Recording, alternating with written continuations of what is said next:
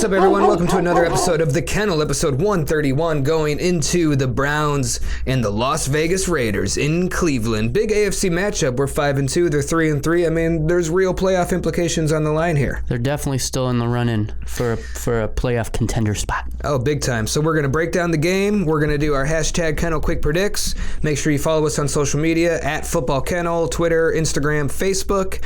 Definitely Twitter. We'll get better at the other ones. And if you're watching on YouTube, make sure you subscribe, turn on the notification bell, leave a comment, like the video, all the different things you can do on YouTube. We appreciate that. And if you're listening on Apple Podcasts or Spotify or something, make sure you subscribe or follow the podcast and do all that fun stuff. I think that pretty much covers all of our bases. I think so. Yeah. How you doing? I'm doing good, man. How are you? Good. Did I say I'm Stevie James and you're Gian Trotta? I don't think so, because usually you follow it up, or we follow it up with a how are you. So. Right. All right, well, now we know Gion's doing good and you know who we are. So these are important things. Let's do quick bites. Quick bites.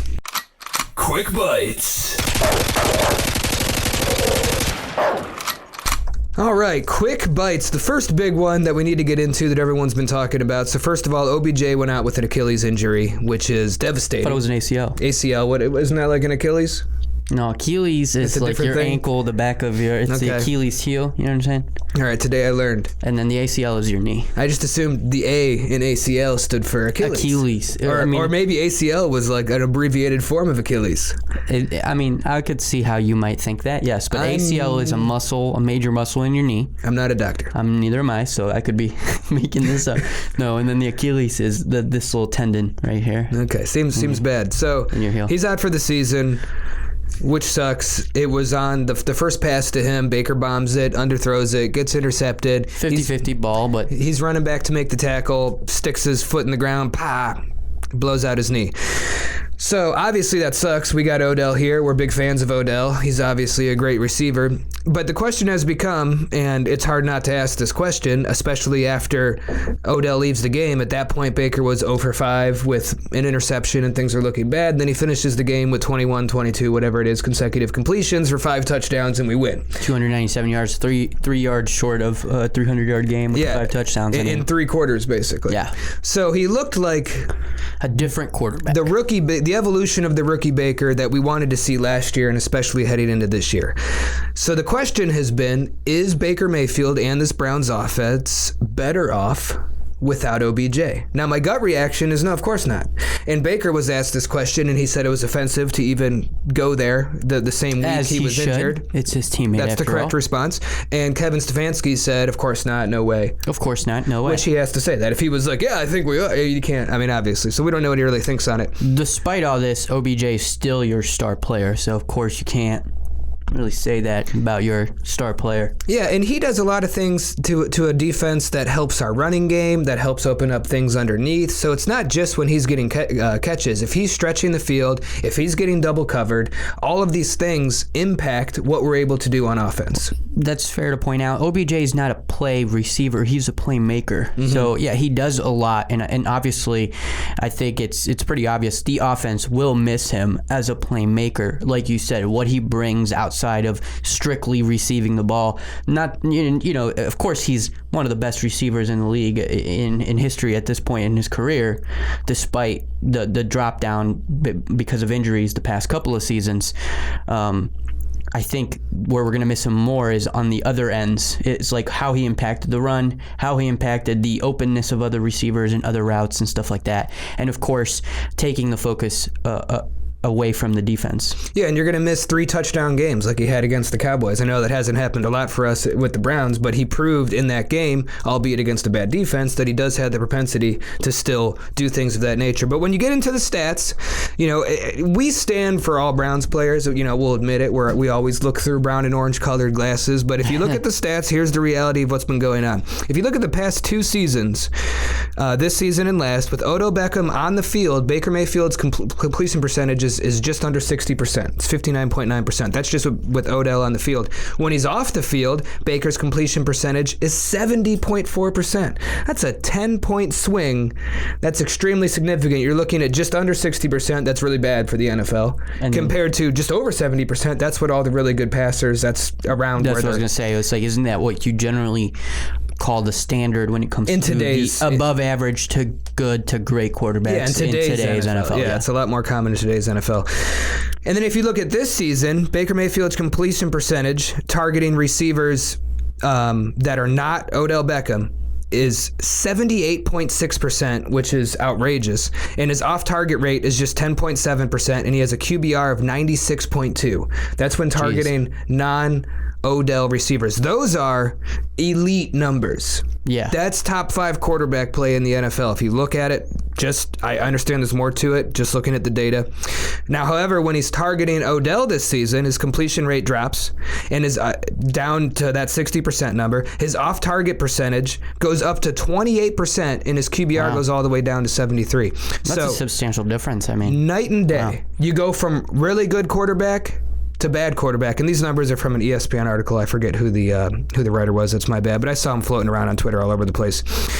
So it gets a little weirder. If we're going back to over the past 2 seasons, Baker Mayfield and Odell Beckham have the worst completion success rate of any duo in the NFL, 55.6%. That means 55.6% of the time when Baker tries to throw it to Odell Beckham, he catches the ball. That's the worst of any duo in the NFL with a minimum of 100 targets. That's bad, and that's literally as bad as it gets, which is alarming. And we've seen it. We've seen them not be able to get on the same page. And then if you look at again the past 2 seasons, Baker Mayfield has thrown 6 touchdowns to OBJ and 8 interceptions when targeting him. So more interceptions than touchdowns. For perspective, when he's throwing over the past 2 seasons to Rashard Higgins, he's thrown 7 touchdowns and only 3 interceptions with a passer rating of 125.5. Again. And someone that is, way underutilized compared to Beckham. Beckham is the star of the offense even during these 2 seasons. So of course, Higgins is going to get less attention and all these different things. Well, that's sure, but an NFL defense is still an NFL defense. And my point really is, in less time, with less targets, he has a better pass rating, more touchdowns, less interceptions.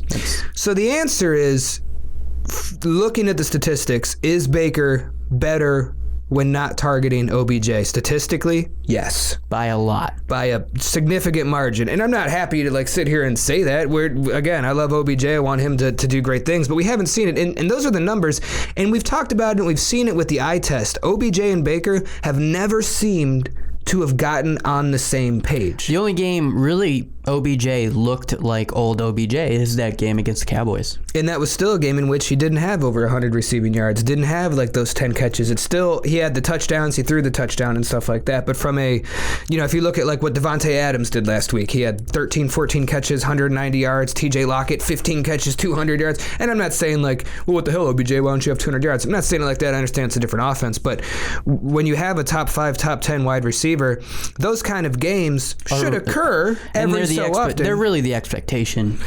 At least big games. You should be seeing him. When he came into Cleveland, he was averaging damn near 100 yards receiving a game, which was one of the best of all time in terms of a per game average. And we just haven't seen that at all. And we haven't seen them get on the same. But if you look at the play he was injured on, that's a play where you're forcing a deep shot to OBJ to try to stretch the field, to try to get him involved early. They're obviously not on the same page. It looked like Baker was trying to throw a little more back shoulder, and OBJ was just going straight go route. So there was some kind of miscommunication there, because I refuse to believe it was just Baker underthrowing a go route where he thought OBJ was just running straight. There's no way. Baker's got, you can say what you want about Baker Mayfield, but the kid's got an arm. He can whip it deep, and he can whip it hard.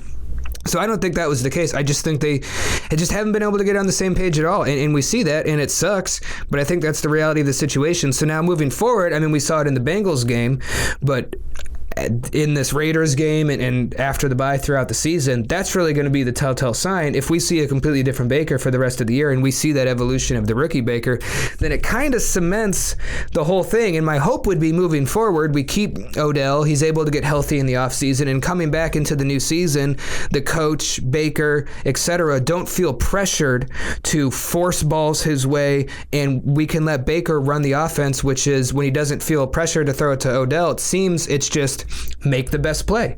Look at the last drive of the game when we were able to win it. Baker targeted Donovan Peoples-Jones, Higgins twice, and then Donovan Peoples-Jones for the win. Landry was on the field. Now, I believe had Odell been in, We'd probably be trying to force it. First of all, Higgins probably isn't in the game. You're going to try to force himself to Odell. Maybe it works. Odell's a great player. Maybe he makes a huge game-winning touchdown catch and we're having a completely different conversation. But the reality of the situation is this is what's going on. And I guess it's not just what's going on, it's what has been going on for the past 2 seasons, too. Yeah. So it's a substantial margin of time where we've really seen the inconsistencies and, like you said, the wide margin in the statistics between OBJ and Baker, and then Baker and everyone else. And I guess the good news, the optimistic Browns fan in me goes, well, if Baker's been struggling with OBJ and now OBJ's out, it sucks to lose a superstar player like that. But just looking at the numbers, theoretically, our offense, and this is crazy to say, should be better. And our superstar should be Baker.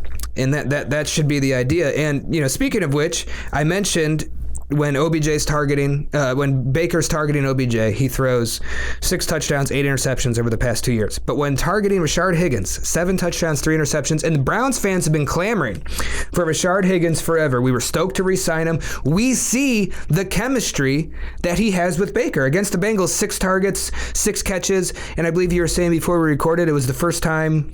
He's the first Browns receiver to break 100 receiving yards in a game this season. Which is mind-blowing. That it took 7 games. With Jarvis Landry and OBJ, it took 7 games to get a receiver to break 100 yards, and it's Higgins. To play, for sure, definitely a crazy stat line, but to play devil's advocate a little bit, we do know OBJ's, I don't want to use the excuses, but OBJ's been hobbled, Jarvis has been hobbled with the rib, Baker's been hobbled with the rib, and obviously, it's not that the coaching staff didn't recognize that chemistry either, because the times that Rashard Higgins wasn't on the field, it really came down to a numbers game. We know this offensive system likes tight ends. We run a 3 tight end system. We constantly have 3 tight ends out there. We have a big running back room. So, there's only so many players you can have active on game day. And Rashard Higgins did what he needed to do. Sat patiently until his moment was called, and when his moment was called, he shined and was there to answer the call. So it's very validating for us as Browns fans because we love Higgins. We've been yelling Higgins forever. Right, for sure. And for him to come in and have a big game. So this comes to the question. We only have him on a 1-year deal worth less than $1 million.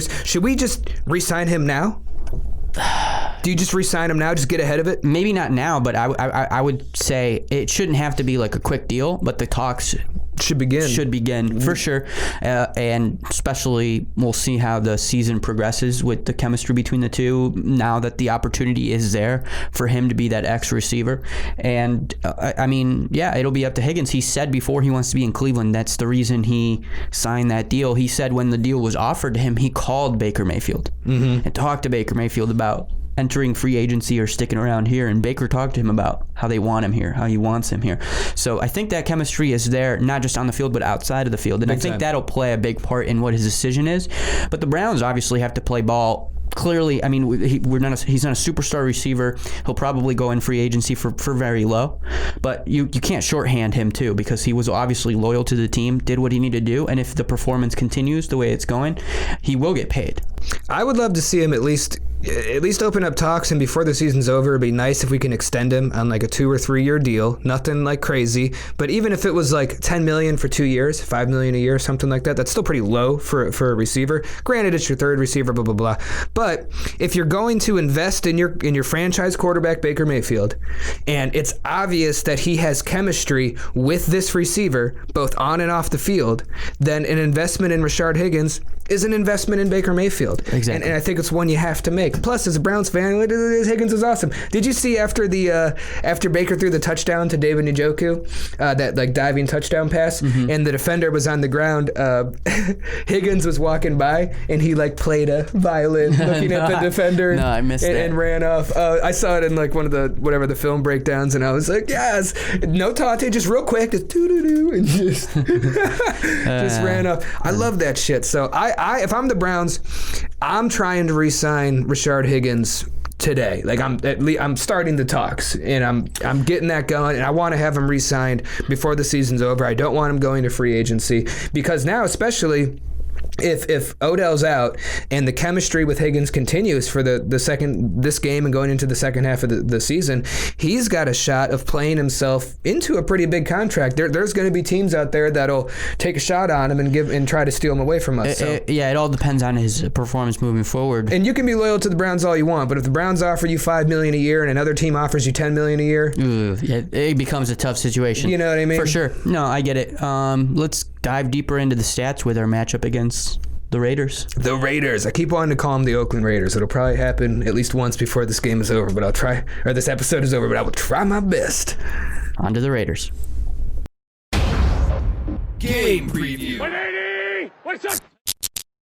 On to the game preview. The Browns are facing the Raiders. The Raiders are coming to Cleveland, so this is an at-home. We need to defend the land. Browns are 5-2, Raiders are 3-3. As you said earlier, a huge AFC matchup between two potential contenders for that extra playoff spot. Yeah, definitely a big game. I mean, they know it's a big game. You got John Gruden there. He's going to make sure that they're aware. And if you look at the playoff race, I mean, they're right in the thick of it. We're holding down the 6th spot of 7, and they're right on the edge of being a part of that. So I'm doing a bad job pulling up the playoff race, but I know that they're right on the edge of it. And a win for them and a loss for us puts them in a really good position, because then we're 5-3 and they're 4-3. So it gives us a tie in the loss column. So it's pretty crazy being in our 8th game of the season, and we're talking about playoff implications, not just for the opposing team, but for us as well. But this is a real thing, and you know, we've been talking about this all year, like, oh my God, could you imagine being 3-1? Oh my God, could you imagine being 4-1? All these different things. Could you imagine being 6-2 going into the bye? It would be crazy to be 6. First half of the season, we went 6-2. That would be absolutely 6-2. insane. Completely unheard of. I don't care that we've been blown out in games. I don't care who our opponents have been. All that's irrelevant to me. At the end of the day, you play who's in front of you, and you win the games, and the games you lose, it is what it is. So to be sitting there at 6-2 would be absolutely incredible. But this Raiders team is nothing to sneeze at. No, they're not. The NFL website sucks. You go to NFL.com/playoff/playoff picture, and it's like a list of all of the teams. That's weird. That seems broken. And and then if you click one of the teams, I figured if you clicked one of the teams, it'll tell you like where your team stands. Nope, it just takes you to the team home. Helpful. So thanks, NFL.com. Always holding it down. Probably because it's like from last year and they didn't fix it, so it's just broken. It just doesn't have anything there. How lame. Anyways, yeah, so the Raiders are a tough team. Where they're toughest is offensively. Mm-hmm. Against or the rushing attack has struggled mightily the last few weeks, and I know last week Josh Jacobs, which is their leading receiver, he has leading rusher. He has 116 carries, 394 yards, 5 touchdowns. He's only averaging though 3.4 yards per carry on the year, and last week he was rendered pretty much useless against the Bucs. 10 carries for 17 yards. But it is worth noting that the Bucs defense this year is playing like a top 5 defense in every metric, against the pass, the run, everything. Fair, but take that into account for sure for their Week 7 performance, but also 3.4 yards per carry on the year for them. Yeah, it hasn't been great. The offensive not good. The offensive line has struggled to some extent. Josh Jacobs was someone who was really good last year. I know we've been good against the run this year, and I talk about it every episode. I'm still not sold that we have a really good run defense. I think we've just been in good positions. So I'm always nervous about the run, and Josh Jacobs is a good back. But I'm much more nervous about Derek Carr in this passing offense. Definitely. They're averaging 28.5 points per game. They're 7th in pass yards per game. Middle of the pack for rush yards is a touchdown. But Derek Carr this season, he's thrown for 1,726 yards in just 6 games, 13 touchdowns, only 2 interceptions. He's really good at taking care of the ball. He completes passes at a really high rate, usually floating around 70%. And typically, and this is why I speak to their offensive line not being that great this year, typically he's hardly sacked because he typically has one of the quickest releases. Hike to throw, whatever you call that, time to throw in the NFL, because they do a lot of short passes. They use their tight end a lot. But he's been sacked 11 times this year, almost twice a game. So there is opportunity for Myles to eat. And he has lost the ball 6 times due to those sacks. So he's 6 fumbles. He's the leading fumbler on their team. Myles Garrett licks his lips. Exactly. So that's fair. And then, obviously with the little asterisk that they played the Bucs, who are fantastic defense in Week 7, 5 QB hits, sacked 3 times last week. Yep. So we are going to be able to get to the quarterback. Plenty of room there for our one-man wrecking crew in Myles Garrett. But here's what makes me the most nervous. Their leading receiver by far is their tight end, Darren Walker. He's got 40 catches on the year for 345 yards, a few touchdowns. And first of all, our linebackers have not been great. And just for the past 20 years, tight ends just kill us. We haven't seen it as much this year, but I don't think we've faced a lot of real tight end talent. This is a team who Darren Walker has twice as many catches as the next receiver on their team. So they utilize him early and often, lots of quick passes to him, and if I'm the Browns, I'm just doing everything in my power to just try to take him out of the game. Let their receivers beat us, fine. I mean, we got Denzel and Malcolm Mitchell on the outside. They're both strong in one-on-one coverage. And then I am just blanketing the tight end with everything I have. I'm keeping Andrew Sadejo as far away from him as possible. That's fair, but I think it's also fair to point out we saw we saw our defense's performance against the Steelers when they had multiple targets. We know the Steelers had multiple targets. Well, guess what? Derek Carr has multiple targets. Not only does he have Darren Walker, which, like you said, he is their leading receiver by a mile, but he's been able to distribute the ball quite well to pretty much everybody on their team. Most recently, their most emerging talent on the receiving end is Nelson Aguilar. He has 15 receptions, 292 yards, 4 touchdowns, has a touchdown in 3 straight games now. He's a speed guy. He can take the lid off the top of a defense. And then from there, you just go down the list. Hunter Renfrow, 21 receptions, 283 yards. I mean, relatively unknown guys, but they're getting targets, they're receiving them, they're going for long runs, and they're scoring. Yeah, and Henry Ruggs, he's the rookie out of Alabama, speedster, super crazy fast. He's got only 8 catches on the year, but for over 200 yards, so he's definitely a big play threat. He's someone where I like having a Denzel Ward matching up on a guy like that. You can put speed with speed and let it play out as it does. So that's fair. It's got all the makings of a barn burner because our defense still has not been great. Yeah, before we shift gears to our offense, I did, since you're bringing up the defense, let's just start there. I think it is fair to say when you talk about how bad we are against the passing attack and how good we are against the rushing attack, you always mention, and we both do really, the caveat that teams don't really have to run on us because they're tearing us up. And we're often having a lead, so that helps. So all those things help for sure. Well, comparably, the Raiders are pretty much around the same when it comes to the passing yard. When it comes to their passing defense, they allow 282 passing yards per game, which is 28th in the league. We're at 29th, we're at 30th with 288. Overall, their defense has allowed 32.8 points per game, which is the worst, the worst. Which is almost the worst. They're at 31st. We're at 29th with 31.6. But on the rushing side, they're considerably worse. I mean, they're middle of the road when it comes to the entire NFL, but if you compare our defenses against the pass, our defenses are very similar. In points allowed, our defenses are very similar, but against the rushing attack, we're at 5th, allowing 92 rushing yards per game. They're at 16th, allowing 119 per game. They did pretty decent against the Bucs last week, only allowing 34 yards with a 2.6 yard per carry average from Ronald Jones, but they're still allowing 4.6 yards per carry on the year so far. Yeah, so we should be able to move the ball. Hopefully Kareem Hunt's feeling good. I just feel this has all the makings of a shootout where we're going to have to rely on Baker Mayfield to move the ball down the field because I'm not convinced that we're going to be... Yeah, I think we'll do what we always do where we're going to give up a million passing yards and we'll have a few key turnovers here or there. The Raiders have lost, 10 fumbles this year, which is insane in 6 games. So that's Baker Mayfield, or that's Myles Garrett music coming in for you. But I think at the same time, last week we gave up over 400 yards to rookie Joe Burrow, and I know he's great, whatever. And we gave up over 500 yards to Dak Prescott when we played the Cowboys. I know a lot of it was playing catch up, but still, these are monster passing games that we've given up. So I worry, because the Browns have shown me nothing to think differently, that this is going to be a game where, maybe they won't have to run very much. Maybe at the end of the game, Josh Jacobs has 12 carries for 30 yards, 40 yards, and we're like, look how good we are at stopping the run. And it's like, sure, but Derek Carr will have 400 passing yards. Really, when teams get most of their rushing yards, it's in the back end of the third quarter, going into the fourth quarter when they're protecting the lead. Even if you look at all of our big rushing games, which I know we're going to talk about a little bit, how we've kind of fallen off from the big rushing game since losing Chubb and what's been going on. But anyways, if you look at a lot of those games where we had over 200 rushing yards, like 100 of that's coming in the fourth quarter, because that's when the defense is worn down, you're calling extra run plays, stuff that.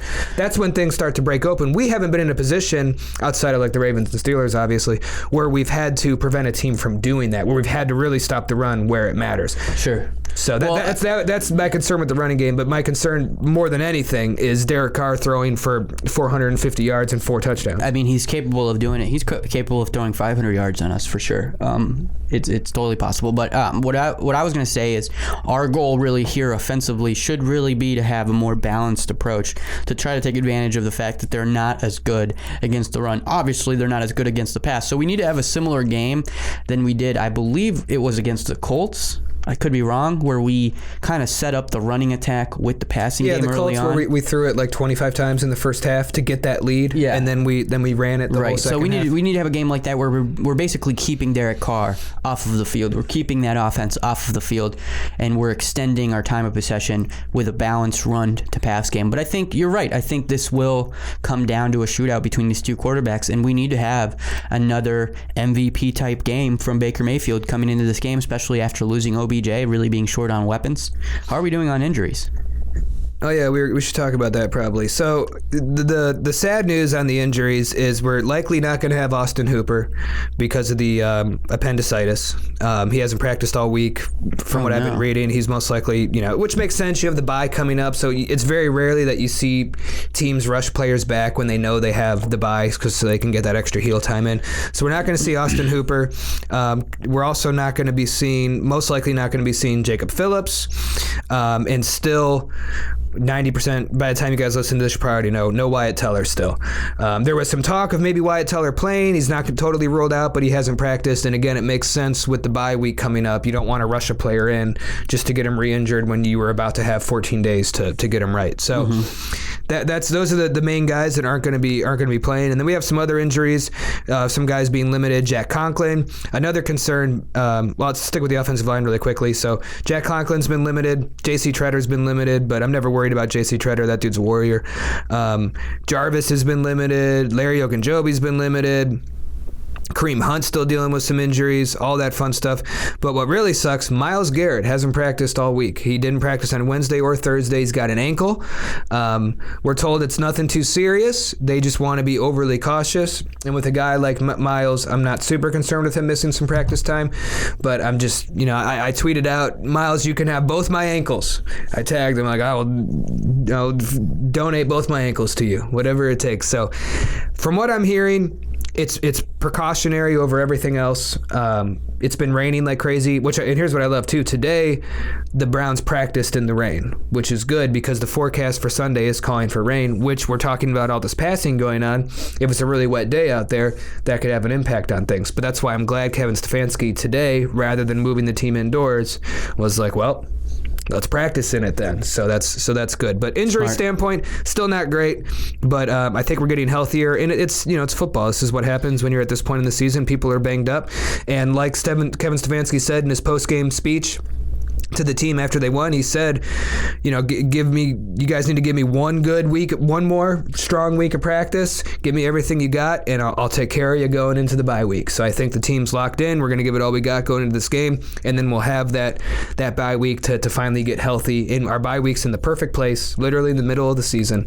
So I think that's going to be big from a health standpoint. Yeah, that's fair. So I think if we had to bet on it, I think probably Austin Hooper's still out, like you said, dealing with the surgery, recovering from that appendicitis. Wyatt Teller more than likely. We're at what'd you say, 95%? Most likely he will be playing. And then obviously Jacob Phillips still dealing with that knee. But I think everybody else that's on there, including Myles Garrett, like you said, is a precautionary thing. Obviously, including and that includes Kareem, that includes Jarvis, because all these guys we already knew they were hobbled, so it makes sense that they would get off days or even limited practice days leading into this game, because if you don't have to push it, you don't have to push it. And we know with these guys, Jarvis, Myles, all these guys that they can really. It's like the Joe Thomas effect. He always missed practice up until Friday, so it's kind of like the same thing. There are some guys that know their bodies better than anybody else, and they're gonna take advice from the medical personnel, but they're gonna miss that practice. But they'll play. They'll be available. Yeah, and we got to protect Myles Garrett at all costs. Exactly. At all costs. Yeah. Like he is. If he doesn't play, I'm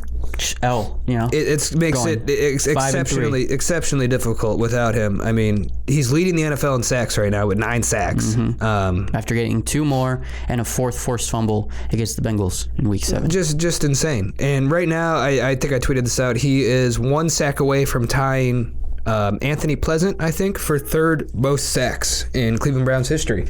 And his pressures cause mistakes. 8 forced fumbles with him causing 4 due to sacks. And then the 7 interceptions. Obviously, he's not getting the interceptions, but it's our pressure that is allowing those interceptions to happen. And he's had sacks in 6 consecutive games. which is unbelievable. That's a Cleveland Browns record. And he just won AFC Defensive Player of the Month. And did you know he's the first guy to win AFC Defensive Player of the Month, the first Browns player since DeQuell Jackson in 2011? A little fun tidbit for you. It's been 9 years since we've had one of them.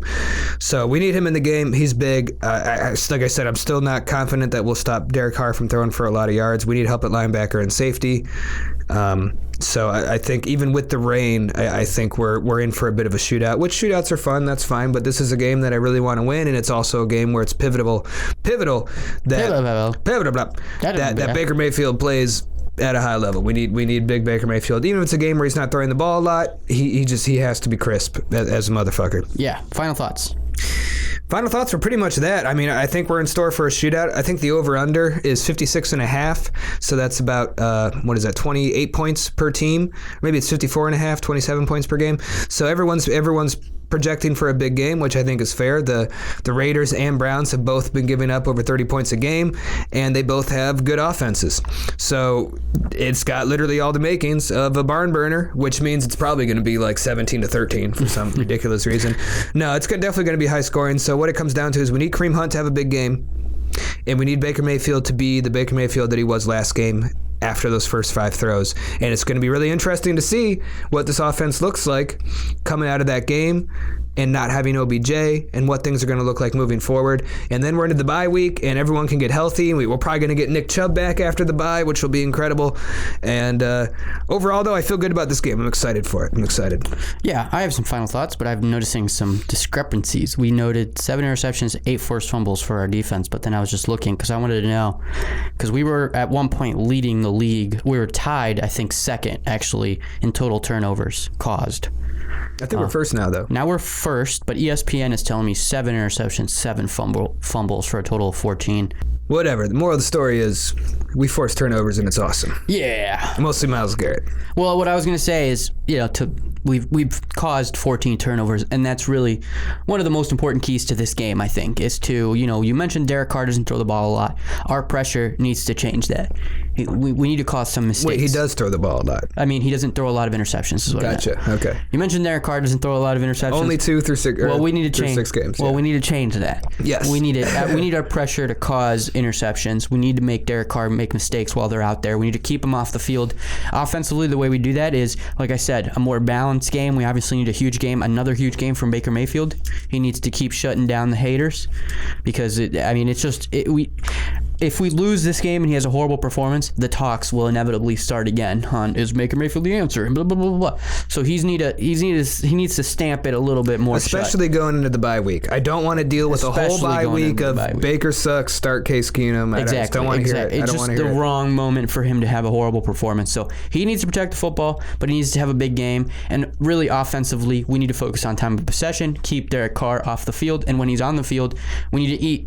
Myles Garrett needs to eat. He needs to have a bunch of sacks. He needs to cause a bunch of forced fumbles. It needs to lead to mistakes, forced passes, interceptions, keep him off the field as much as possible. That's how we win this game. Big time. And we're undefeated at home still, so we have to defend, keep that going. defend the stadium, at home with Baker Mayfield. It's your house, protect it. Yep. So with that, I think... Wouldn't Progressive love it if we went 8-0 at home? That would just be like perfect for the it's your house, protected Baker Mayfield commercials. I'm sure it helps their advertising, even though we Browns fans hate that Baker Mayfield's like doing advertisements at all. So it's a distraction. Yeah, but shooting those things takes a day. It's stupid. No, Anyways. With that, quick predicts. Quick predicts. Hashtag Kennel Quick Predicts. Don't forget to use the hashtag Kennel Quick Predicts every time I say hashtag, I do this. Hashtag Kennel Quick to participate on Twitter. On Twitter to participate in our hashtag Quick Predicts. If you're on YouTube, just comment below. Leave a comment. Yes. If you're on prefer Instagram watching. If you're on Instagram or Facebook, don't bother. Honestly, just go to Twitter. Just go to Twitter and or YouTube. Yeah, we'll get better at them later, maybe. And leave your quick predicts. We always append a tweet to our release tweet that has the quick predicts. Yeah, it's a fancy word for attach or include after. So, anyways, we always append the quick predicts for the episode after our release tweet that you guys can use. Just basically copy paste and we make it as easy as possible. type in your predicts, and then on YouTube we type it in. We write in the description that you can find below here. And the reason you participate is because on our post-game episode, you have the chance to win points. The Kennel imaginary quick predict points. You need the points, so let's get into it. They'll buy you. You can use them like Bitcoin currency. Exactly. Yep. So the first one, dude, that thing is always attacking you. So Same for you. So the first one, no, never me. The first one, Myles Garrett sacks as usual. He's got one. The most important quick predict, as we say. He's got 1 in 6 consecutive games, at least 1 in 6 consecutive games. 2 last game, 9 on the season, leading the NFL. He's currently on pace for over 20 sacks this year. The record's 22.5. I think he'll break it. So this game, I'm going with 2 sacks, 2 more sacks to get him to 11 halfway through the season, which puts him perfectly in line on pace for 22, which is half a sack away from the record. I hate to agree with you, but I've also been leaning on the 2 sacks game. I think that's kind of been closer to his average. He seems to just have 2 sack games often, even though last week it looked like he might have more because he had 2 sacks pretty early. But anyways, yeah, I'm going with 2 sacks. Myles Garrett sacks, 2 sacks. I like it. Next one, we talked about Derek Carr having, I always want to call him David Carr. We talked about Derek Carr having 6 lost fumbles this year, but only a couple interceptions. But still, that's 8 turnovers through 6 games. So he's averaging more than 1 a game. How many turnovers, and the Browns are leading the NFL in forced turnovers, and we need him to win. How many turnovers does Derek Carr have against the Browns? I think it's pivotal that he has a multi-turnover game. We need multiple turnovers. We need to get him off the field as often as possible. He doesn't make a lot of mistakes, but his offensive line has been struggling, and Myles Garrett tends to eat against those types of offenses, so I'm going to go with 2 total turnovers. As much as I hate to agree with you, like you hate to agree with me, I concur. I'm going with 2. I'm going with a Myles Garrett strip and a interception, maybe by Denzel. Wouldn't that be fun? That would be fun. Next. But I'm going 2 turnovers. Fair. Next, Baker Mayfield, yards, touchdowns, and interceptions. So we don't have to get crazy with attempts and completions and sacks. Yeah, that's why we didn't want to say stat line. Just give us his total throwing yards, touchdowns, interceptions. Done. So with that, lead it off, sir. I feel like this is a big game for Baker, and I might be a crazy Browns fan, but I think he needs to have a big game, and I think he's going to deliver, and I think it's going to be a huge deal. I'm going 300 yards, 4 touchdowns, and he still gets a pick in there because he's going to be slinging, but no one will be mad because he's going to have 300 yards and 4 touchdowns to go with it. That's fair. Well, I talked about needing a big game for Baker Mayfield, him protecting the football, but also having a balanced offense this game and really controlling the time of possession. So with that, I'm going to go with a smaller game, still a big performance from Baker Mayfield, but overall only throwing 254 yards, 3 touchdowns, no turnovers, no interceptions. Bing. Next one, Kareem Hunt, over or under 100 yards. The Raiders don't have a great rushing defense, and Kareem Hunt hasn't had over 100 rushing yards this season. So is this the game? I'm going to say yes. I touched on it the last quick predict. A balanced game to keep that time of possession strong for us. I'm going to go with over. Over 100 yards. I am confirming my bold statement that he has not rushed for over 100 yards this year, and he has I was about not. to check the same thing. And he has not. But he does have 7 touchdowns, 4 receiving and 3 rushing. He's averaging 4.6 yards per carry, so I think it is highly possible that he's able to get over 100 yards this game. But I think the flow of the game will dictate more passing, and I think he ends up with just under. I still think he has a good game. I think he has a game like he's been having where he ends up with, 13 to 15 carries, 60 to 70 yards, but then a few catches. I think scrimmage yards, he'd be over 100, but just straight rushing yards, I'm going to give him under 100. I thought I had a stat here about our rushing attack. I think we haven't had, under 100 rushing yards for 2 games in a row without Chubb. And like you said, Kareem, as a team, under 100 yards? I believe so, yeah. Wow. And then Kareem Hunt, like you mentioned, has yet to have a 100-yard game. Yep, I miss Nick Chubb a lot. I miss him. I really hope he's back after the bye. All right, the most important one, besides Myles Garrett sacks, is the score of the game. And I'm not just trying to price his right you here with my prediction. You totally are. But this is legit what I thought. You picked a weird number. You're always in like scoregami territory. I like scoregamis. Mine are like realistic. So why don't you lead the way? What are you feeling? Well, for this game? I'm feeling a Browns victory but a crazy high-scoring game as our games tend to be. Actually, no, I'm going to change my mind. Oh, you can't do that. I'm going to change my mind mid-quick predict because I'm talking my entire predictions for this game, and the key to the game is talking about controlling the football, controlling the time of possession, keeping Derek Carr off the field via good offense, balanced offense, and then turnovers. So I can't have... You're trying to be logically consistent? Yeah, of what course. The hell? So I can't have this crazy scoring game. Okay, then let me go while you reconsider. Yes. There you go. That's After seeing my score, which is kind of cheating, but it's not. I just think about these it's things. just kind of cheating. Last minute. I'm going high scoring. I'm going Browns 35, Raiders 31. We edge them out. Tight game, exciting game like we've been having, and we pull it out in the end. And I think big game from Baker and big game from Myles, and our superstars carry us over the finish line. Fair point. I'm going to go with Browns 32, Raiders 26. For the record, he had it at Browns 36, scoring Raiders 32. Yeah, he's dialed it back a little because he's trying to Price is Right me. I'm not trying. You're trying to Price is Right me is what you're doing. No. Yeah, when you go. I was being honest. Me too. I was being logically consistent. So Browns win. Browns win. We agree on that. That's the most important part. We agree on that per usual. And then, as we like to do at the end of our quick predicts in the pregame episode, is we go over our record prediction from episode 120, our NFL schedule prediction for the Browns. You went with a win. The Browns going into the bye week with a record of 6-2. I went with actually a loss against the Raiders. The Browns going into the bye week with a record of 5-3. But obviously, I didn't know their offense was going to be so heavily reliant on the pass, and then their defense was going to be so horrible. So I didn't know you were such a disgrace. I thought they would improve.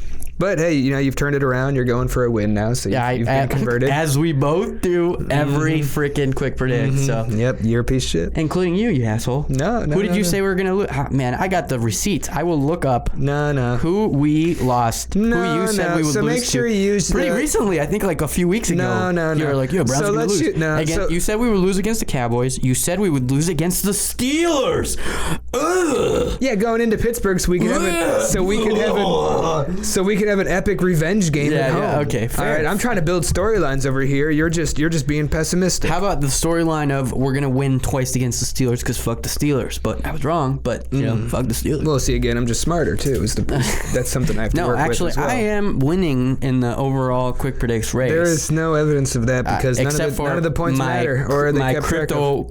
Wallet here. Oh, it is loaded. Shows me the well, it's because I've been spending mine, so it's hard to. You're not a long-term investor. No, I just spend them as they come in. Hey, that's fair. Hey, what are we gonna do? Living life on the edge. Hey. Anyways, I think that's enough. Make sure you participate in hashtag Kennel Quick Predicts. Use the hashtag Kennel Quick Predicts on Twitter and hit us with yours. If you don't use the hashtag, we'll still probably find you, but we might not. We can't be held accountable for that. So you got to follow the rules. There you go. That's a good disclaimer. Yes, absolutely. And then on YouTube, just leave a comment and you're good to go. And the best way you can help the show is just sharing it with some friends. If you think it's good, share it with your buddies. Share the YouTube link. Follow us or subscribe on YouTube if you prefer to watch, or of course subscribe to the podcast via Apple Podcasts. That's the one that matters the most. And 5 stars. Spotify, I think, is about as important nowadays. Cool too. Yeah, but they don't have like a rating system, which is the only difference. Yeah, but you can follow it. Please follow it. So but then also simultaneously subscribe to the podcast on Apple Podcasts and 5-star review it. Yes. Say we are the best podcast. No one's holding a gun to my head. Yeah. I'm really saying this. I'm safe, and this is my honest opinion. Yes. Yeah. And as we used to say, tell your friends, tell your family, tell random strangers on the street. Thanks for listening to the Kennel or watching, and let's beat some Raider ass. It's time for the Browns to get the W. Let's go. Let's go 6-2 into the bye. Let's do it. Go Browns. Go Browns.